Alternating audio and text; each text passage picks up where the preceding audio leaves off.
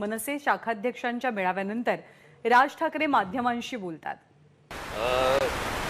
आज काही निवडणुकांच्या संदर्भात विषय काही झाला नाही। बरेच दिवस शाखाध्यक्षांच्या निवडणुका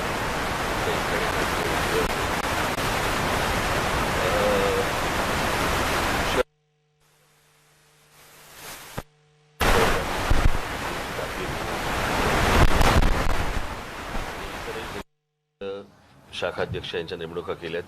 अजून एक आठवड्याभरात 15 दिवसात मी परत येणार आहे। आम्ही सगळेजण परत येणार आहोत आणि मग त्याच्यानंतर त्या शाखाध्यक्ष, उपशाखाध्यक्ष, गटाध्यक्ष यांच्या बैठका होतील आणि बाकीच्या यंत्रणा सगळी सांगितली जाईल। निवडणुकांना वेळ आहे। कुठल्या गोष्टींवर फोकस केला जातो? कारण आपल्या काळात बरेच कामं शहरात झालेले आहेत, त्यांच्याकडे पण सध्याच्या महापालिका मी तुम्हाला हे पुढल्या बैठकीच्या वेळेला सांगू शकेन की मी आज त्यांना काय सांगितलंय ते। आज खरं तर नेमणुका ह्याच्या पलीकडे मी आज काहीच त्यांना खरं तर काही सांगितलं नाही। मी त्यांना त्यांचं अभिनंदन केलं आणि शुभेच्छा दिल्यात त्यांना।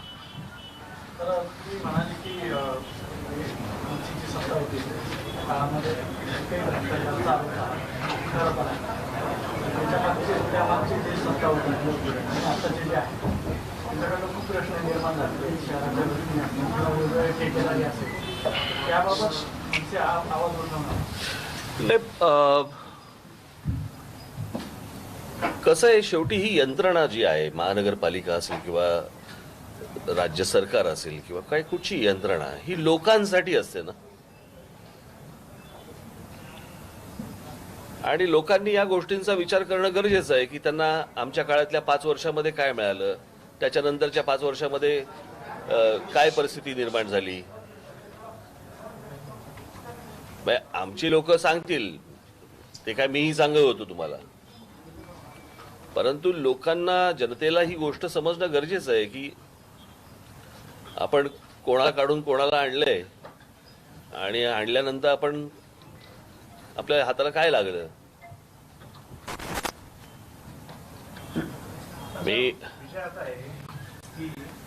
कोण बोलतोय, कोण विचार करत असतात, पण मनसेचा जो काही एकंदर राज्यामधला प्रभाव आहे किंवा मनसेची एक आक्रमक प्रतिमा आहे, त्या पार्श्वभूमीवर नाशिक महापालिकेत तसा मनसेचा प्रबळ विरोधी पक्ष म्हणून भूमिका दिसलेली नाही। दिसेल म्हणजे मागच्या काळात लोकप्रतिनिधी अंकुश ठेवायला पाहिजे होता। सत्ताधारी तर त्यांचे वागत असतात, आपल्या लोकांनी निवडून दिल्याची भूमिका बजावणं दिसेल दिसेल। आता नवीन नियुक्ती करताना जुन्यांचे काही पद काढले, कारण समन्वयक नवीन पद आता आपण आणलेले, त्यामागचं काय नाही, ज्यांना कोणाला पदं मिळाली नाहीत याचा अर्थ काही त्यांना पक्षातनं काढून टाकलं असं नाहीये। त्यांच्यावरती इतर जबाबदाऱ्या टाकल्या जातील। सगळीच पदं आज काही जाहीर नाही केलीत मी, बाकीची नंतर करू। काल मंत्रिमंडळ बैठकीमध्ये निर्णय झालाय की येणाऱ्या निवडणुकांमध्ये बहुसदस्यीय प्रभाग पद्धती असणार आहे। आपण कसं बघतो त्या या विषयामध्ये 5 वर्षापूर्वी देखील मी या विषयाबद्दल बोललो होतो। पुन्हा एकदा सांगतो,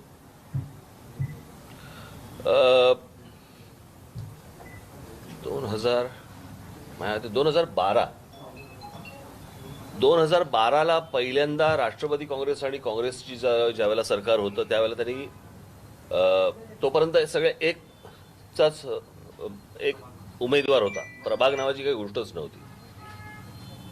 त्यावेळेला त्यांनी 2चा 1 प्रभाग अशी नवीन पद्धत सुरू केली। त्याच्यानंतर भारतीय जनता पक्षाचं ज्यावेळेला आणि शिवसेनेचं ज्यावेळेला सरकार आलं त्यावेळेला त्यांनी 4चा प्रभाग केला। आता हे परत ज्यावेळेला 3घांचं सरकार आले त्यावेळेला त्यांनी प्रस्ताव निवडणूक आयोगाकडे दिला होता, तो 1चा प्रभाग, परत 1च उमेदवार तिकडे पाहिजे म्हणून। त्याप्रमाणे निवडणूक आयोगाने देखील राज्य सरकारला जे कळवले त्याप्रमाणे 1 उमेदवारच उभा करायचा झाला। आता परत काल ह्यांनी ठरवलंय की परत 3चा प्रभाग करायचा। मुळात अशी कुठचीही पद्धत नाहीये देशात। जर समजा तुम्ही कायद्याने बघितलं तर अशी कुठचीही पद्धत कुठच्याही राज्यामध्ये कोणत्याही महानगरपालिका या असल्या प्रभागाने निवडणूक लढवत नाहीत। तिकडे प्रत्येक ठिकाणी म्हणजे तुम्ही कायद्याने जर बघितलं तर प्रत्येक खासदारकीला 1 उमेदवार, आमदारकीला 1 उमेदवार, महानगरपालिकेला 1 उमेदवार, अगदी तुम्ही ग्रामपंचायतीपर्यंत घेतलं तर एकच उमेदवार, हीच पद्धत आहे। हे महाराष्ट्रात कुठून सुरू झालं आणि हे का, याचं फक्त एकमेव कारण म्हणजे सत्ता काबीज करणे आणि त्याच्याप्रमाणे आपापल्या पद्धतीने ते प्रभाग तयार करणे आणि मग त्यातून पैसा ओतून निवडणुका जिंकणे. पण या सगळ्या गोष्टींचा त्रास हा लोकांना का? लोकांनी एका उमेदवाराला मतदान करायच्या ऐवजी लोकांनी 3-3 जणांना का मतदान करायचं? 3-3 मशीनवरती बोटं का त्यांनी दाबायची, बटणं का दाबायची? म्हणजे सर्व लोकांना, जनतेला गृहीत धरायचं, आपल्याला हवंय त्याप्रमाणे प्रभाग करायचे. खरं तर हे योग्यच नाही, हे कायदेशीर नाही. खरं तर निवडणूक आयोगाने ह्याच्यावरती ऍक्शन घेतली पाहिजे की भारतामध्ये असे कुठे, हा एक देश आहे, महाराष्ट्र वेगळा काढलाय, महाराष्ट्रामधला कायदा वेगळा आहे आणि देशाचा कायदा वेगळा आहे, असं काय आहे का? मग हे 2चे प्रभाग, 3चे प्रभाग, 4चे प्रभाग, हे कसला खेळ चालू आहे हा? उद्या तुम्ही 3-3 आमदारांचा एक प्रभाग करणार आहात का? की 3-3 खासदारांचा एक प्रभाग करणार आहात का? म्हणजे खाली ग्रामपंचायतीला नाही चालत, तिकडे चालतं, तिकडे एक उमेदवार, जिल्हा परिषदेला एक उमेदवार, महानगरपालिकेला फक्त प्रभाग, आणि हे ह्यांच्या फक्त फायद्याचं. मला असं वाटतं लोकांनी, माझी राजकीय पक्ष म्हणून आम्ही सगळ्या आवाज उठवू वगैरे सगळ्या गोष्टी करू, परंतु माझी विनंती आहे लोकांना, जनतेला, की लोकांनी कोर्टात जावं, लोकांनी निवडणूक आयोगाकडे जावं. एक तर हे तुम्ही जर बघत आलात तर 2चा प्रभाग असेल किंवा 3-4चा प्रभाग असेल किंवा 3चा, आता हे 3 म्हणतायत, पण हे कोणताही नगरसेवक दुसऱ्या नगरसेवकाला काम करू देत नाही. एखाद्याने जर समजा एखाद्या ठिकाणचा प्रस्ताव टाकला तर दुसरा त्याला विरोध करतो, म्हणजे प्रभागामध्ये कामं होत नाहीत. उद्या लोकांनी जर समजा ठरवलं की मला नगरसेवकाला भेटायचंय, तर कोणत्या नगरसेवकाला भेटायचं त्यांनी? म्हणजे पूर्ण निवडणुकीची थट्टा करून ठेवली या लोकांनी, फक्त हे महानगरपालिकेला. आणि ह्याच्यावरती लोक कोणी बोलत नाही, जनता कोणी बोलत नाही. ठीक आहे, आम्ही बोलतोय, माझी विनंती आहे जनतेला की हे जे तुम्हाला गृहीत धरणं जे चालू आहे याच्या विरोधात लोकांनी कोर्टात गेलं पाहिजे. बरं, आम्ही गेलो की त्याला राजकीय वास येतो.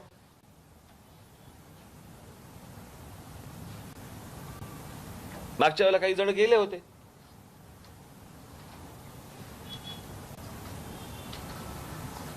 मला हे काही योग्य नाही ही गोष्ट. यांनी निवडणुका मॅनेज होतात असं वाटतं? 100%. म्हणजे काय मॅनेज होतात म्हणजे काय?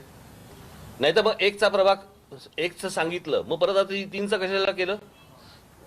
बरं, 4चं होतं ते 3चं का केलं? 2चं होतं ते 4 का केलं? म्हणजे या मागचा सरकारचा उद्देश काय हे एकदा सरकारने पण सांगावं ना, की 2चं 4 का केलं, 4चं परत 1 का केलं आणि 1चं परत 3 का केलं? म्हणजे गेल्या साधारणपणे 10 वर्षामधला हा सगळा खेळ सुरू आहे महाराष्ट्रामध्ये, आणि आपण उघड्या डोळ्यांनी फक्त बघत राहायचं.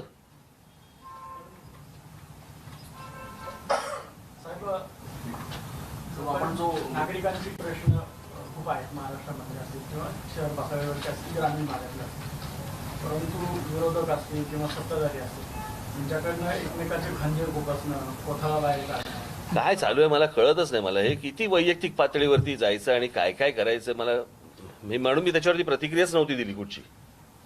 कळलं का? काय साप काय बेडूक काय सगळा झू करून टाकलाय सगळा.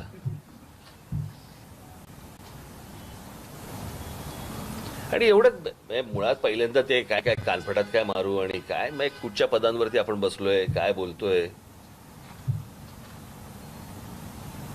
त्याबरोबरच ईडीची चौकशी म्हणा किंवा आता किरीट सोमय्या प्रत्येक मंत्र्याच्या विरोधात दावे करत आहेत. ते मला काय वाटतं, ह्या सगळेच जण एकमेकांना फोन करून सांगतात की काय, की बाबा मूळ प्रश्नांकडनं दुर्लक्ष होण्यासाठी आपण जरा हे सगळे खेळ खेळूया, की जेणेकरून तुमच्याकडच्या सगळ्या बातम्या पण त्याच, वर्तमानपत्रालाही बातम्या त्याच, तुम्ही चॅनलवरती तेच चालू आहे. आता बघा ह्यांनी काय सांगितलं. आणि हे मूळ प्रश्नावरनं दुर्लक्ष करण्यासाठी म्हणून हे सगळे खेळ सुरू आहेत. आणि हे लोक एकतर स्वतःच्याच विवंचनेमध्ये इतके आहेत की या सगळ्या लॉकडाऊनमधनं बाहेर येता आता कुठे येत आहेत बाहेर. त्याच्यामध्ये एक तो त्या काय सतत एक सरकारकडनं करोनाची भीती यांच्या काय लाटा थांबतच नाहीत.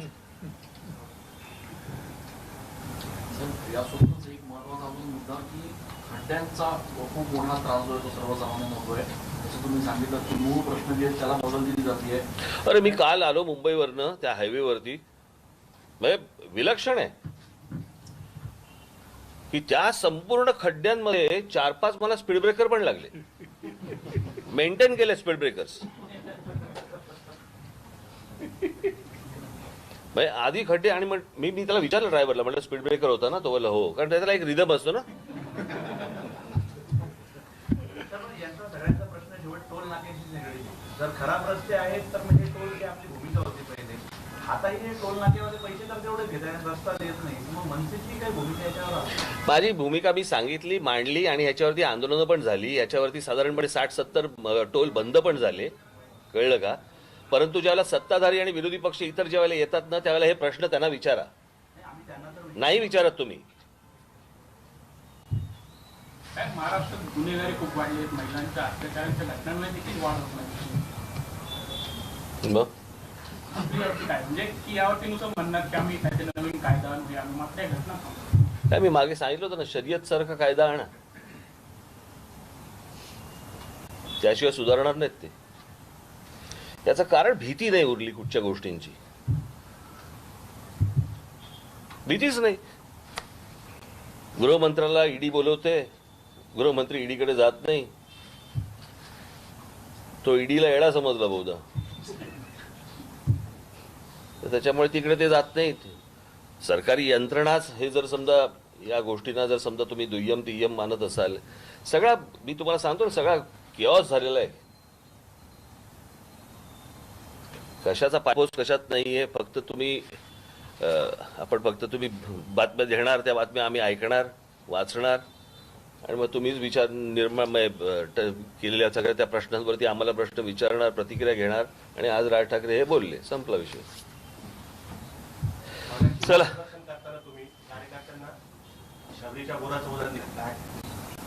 नाही रे, विनोद होता रे तो. माझे विनोद पचतात, लोकांचे पचत नाहीत म्हणून अंगाशी येतात त्यांच्या. लोकांच्या म्हणजे ते सगळ्यांचेच ना, बाकीचे माझ्यासारखे विनोद करायला जातात आणि फसतात. मोदींनी राज्यातले बदललेले आहेत, राज्यातले मुख्यमंत्री बदलले आहेत मोदींनी. त्यांनी काही फरक पडेल असं वाटतंय का एकूणच देशाच्या राजकारणावर? तो त्यांचा वैयक्तिक विषय, म्हणजे पक्षाचा विषय आहे तो. आता तो पडेल का नाही पडेल हा ते बघतील. काय नाशिक पोलीस आयुक्तांनी आपली भेट घेतली होती, आपले वडील देखील आठवले. आमचा देखील पुन्हा एकदा मोहीम राबवण्यात आली आहे. पोलिसांच्या भूमिकेकडे आपण नाही, होर्डिंग नाही लावली पाहिजे. शहर विद्रूप होतं ते, एवढं निश्चित. तुम्हाला आठवत असेल तर हे मीच सांगितलं होतं सुरुवातीला, पण मीच सांगत आलो की होर्डिंग बिल्डिंग लावू नका, शहर घाण होतं. पण झालं कसं की ते फक्त आमचीच होर्डिंग लागायची नाही.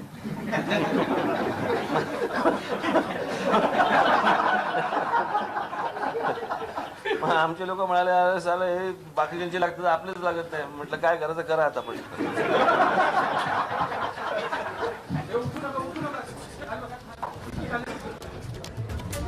तर होर्डिंग लावू नका, होर्डिंगमुळे शहरं विद्रूप होतात असं राज ठाकरेंनी म्हटलं.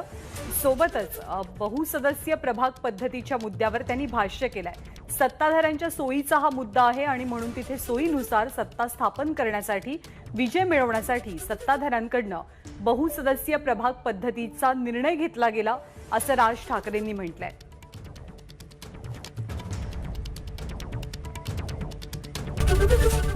एबीपी माझा, उघडा डोळे बघा नीट.